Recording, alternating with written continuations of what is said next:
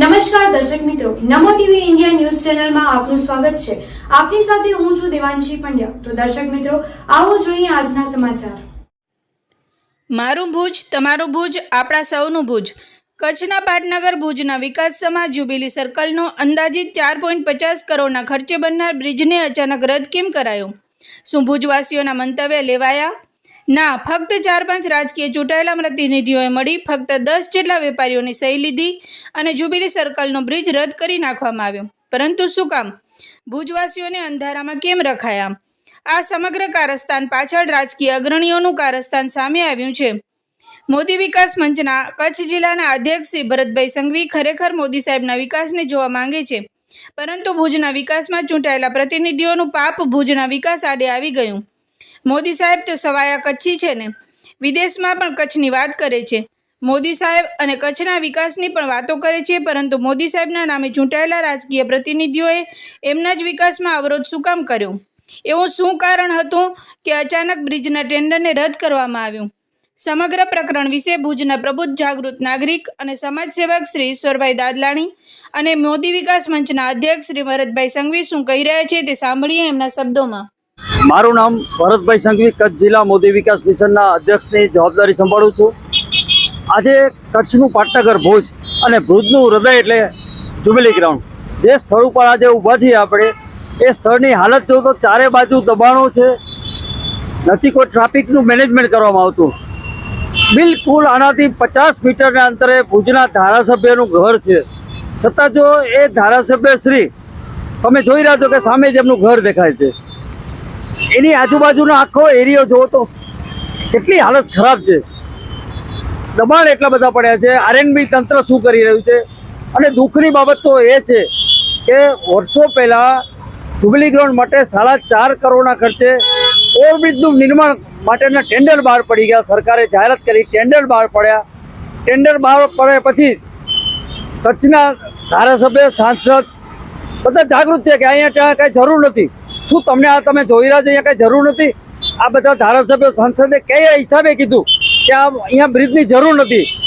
ઓળખો તમે બધાને, કેટલો ટ્રાફિક જામ થાય છે। આજે અમદાવાદ, સુરત તમે જાઓ તો કેટલા બધા ઓવરબ્રિજ બનતા આવે છે, અને મારા ભુજની અંદર એક ઓવરબ્રિજ બનાવવા માટે પણ સત્તાધારી ધારાસભ્યશ્રીએ ના પાડી। શા માટે?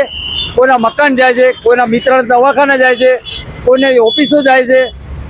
સાહેબ, દુઃખની બાબત એ છે, નીતિનભાઈ પટેલે ભુજ સર્કિટ હાઉસનું ઓપનિંગ કર્યું, ચાલુ લાઈવમાં એ લોકોને ધારાસભ્યો બધા ના પાડી કે ભુજની અમે ઓવરબ્રિજની જરૂર નથી। પ્રજા ના પાડી। કયા પ્રજા તમને ના પાડી છે? તમે કઈ દિવસે પ્રજાની વચ્ચે ગયા છો? તમને આ ટ્રાફિક નથી દેખાતો? ચારે બાજુ રસ્તામાં ખાડા પડ્યા છે, પાણીથી ભરેલું છે, આ લોકો ટેક્સ ભરે છે, કેટલા પરેશાન થઈ રહ્યા છે। આ આખું સર્કલ પાસે ઓવરબ્રિજ બનાવવાથી ટ્રાફિક સમસ્યા ઘટી જાય એવું છે, અને જેના કરીને લોકોને પણ શાંતિથી પહોંચી શકે।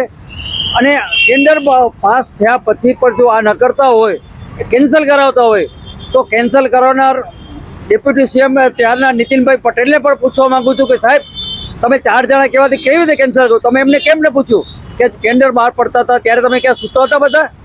અને હવે ટેન્ડર બહાર પડી ગયા પછી તમે કેન્સલ કરવા માટે વાતો કરો છો? એટલે એમને કશું કાંઈ ખબર નથી। પોતાની મિલકતો જાતી હોય, પોતાના મિત્રની મિલકતો જાતી હોય, એના માટેનો આ કારસ્તાન કરવામાં આવેલું છે। આ બિલકુલ ન ચલાવાય। હું આપની ચેનલના માધ્યમ દ્વારા દેશના વડાપ્રધાન નરેન્દ્રભાઈ મોદી, જે આપણા સવાયા કચ્છી છે, વર્લ્ડમાં ક્યાંય પણ જાય તમે સાહેબ જોશો કે કચ્છનું નામ તો અવશ્ય લેતા હોય છે। એના આ કચ્છના વિરોધીઓ નેતાઓને પણ નરેન્દ્ર મોદી સાહેબે ઓળખવાની જરૂર છે કે મારા કચ્છની અંદર સારા કામની અંદર વિઘ્ન કેમ નાખી રહ્યા છે? પોતાના 2-3 મિલકતો બચાવવા માટે આ વિઘ્ન નાખે છે। આ ભુજની જનતાએ ક્યારે સહન ન કરવું જોઈએ। હવે આવતા દિવસોમાં જો આ બ્રિજનું કામ પાછું ચાલુ કરવામાં નહીં આવે ને, તો આ જ જગ્યાએ હું ઉપવાસ ઉપર બેસવાનો છું, અને વડાપ્રધાનશ્રીને પણ હું કહું છું કે સાહેબ, આ વિરોધીઓને તમે ઓળખો। આ ભુજના શહેરીજનોને આટલો બધો સારો વિકાસ આપે છે।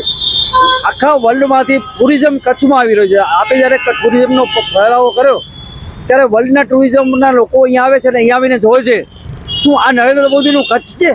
નરેન્દ્ર મોદી આના માટે અમને બોલાવે છે કચ્છમાં કે આ ટ્રાફિક સમસ્યા જો કોઈ જાતનું પ્લાનિંગ વગરનું કામકાજ છે?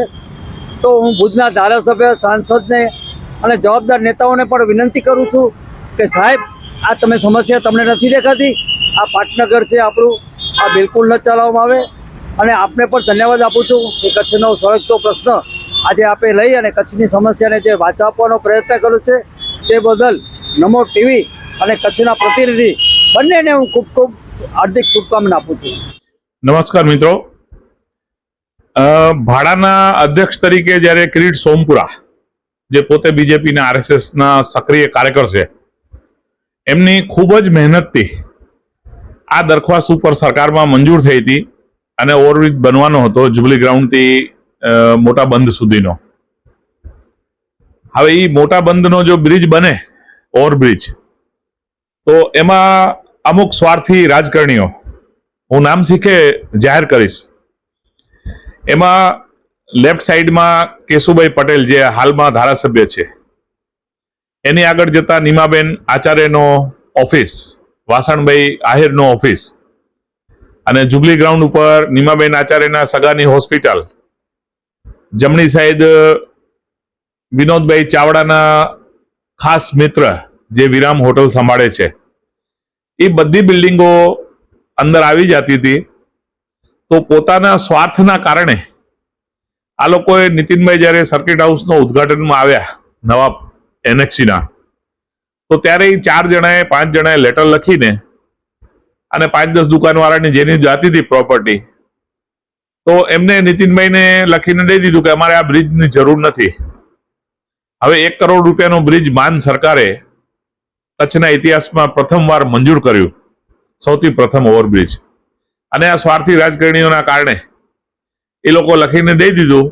અને નીતિનભાઈ ત્યારે આરએનબીના મિનિસ્ટર હતા, એટલે એમને ઓન ધ સ્પોટ રદ કરી નાખ્યો.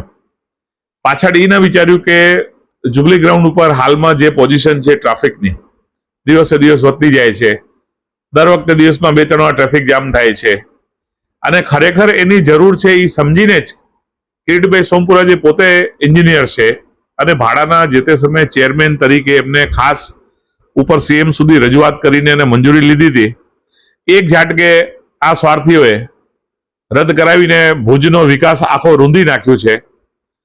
તો એમના માટે એમની ખૂબ જ બેદરકારી કે બદમાશી જે કયો, હું એમને બદમાશી કહીશ કે પોતાના સ્વાર્થ માટે પોતાની પ્રોપર્ટીને નુકસાન ન થાય થોડો ઘણો, એ જતો ન કરીને અને ભુજના આખા વિકાસનો કાર્યક્રમ ફેલ કરી નાખ્યો છે, જે ખૂબ જ ગંભીર અને બેશરમ અને શરમજનક બાબત છે કે જે પ્રજાને ભોગે પોતાનો સ્વાર્થ સાચવ્યું છે. હાલમાં આપણે રોજ જોતા હોઈએ કે ચારે બાજુથી jubilee ground, Mandvi road, Mundra road, post office વાળો રોડ અને માદાપુર વાળો રોડ, ચારે બાજુથી ધમધમતા ટ્રાફિકમાં અવારનવાર દિવસમાં 3 થી 4 વાર મિનિમમ 1-1 કલાક ટ્રાફિક જામ થઈ જાય છે. તો એ દૂર કરવા માટે જ કિરીટભાઈએ બહુ લાંબી દીર્ઘદ્રષ્ટિથી એમને આ આયોજન કરીને અને મંજૂર કરાવ્યું હતું. હવે આના કારણે જે બધું રૂંધાઈ ગયું છે, હવે ક્યારે મંજૂર થાય તો હું આપના ચેનલ મારફતે સીએમ સાહેબને ફેર રજૂઆત કરીશ કે નીતિનભાઈનો એ કાગળ કે આદેશ જે કર્યું હોય એમને આરએનબીને, એ રદ કરીને અને મૂળ દરખાસ્તને રિવાઇઝ કરે, અને રિવાઇઝ કરીને જે ખર્ચ આવતું હોય એ ભાડા પોતે જ ભોગવવા તૈયાર હતો. એમના ખર્ચમાંથી જ ભાડા ગ્રાન્ટ આપવાનો હતો. તો એ તાત્કાલિક મંજૂર થાય એવી હું રાજ્ય સરકારને રજૂઆત કરીશ. તો દર્શક મિત્રો, આ હતા આજના સમાચાર. ફરી મળીશું નવા સમાચારો સાથે. ત્યાં સુધી રજા આપશો. નમસ્કાર.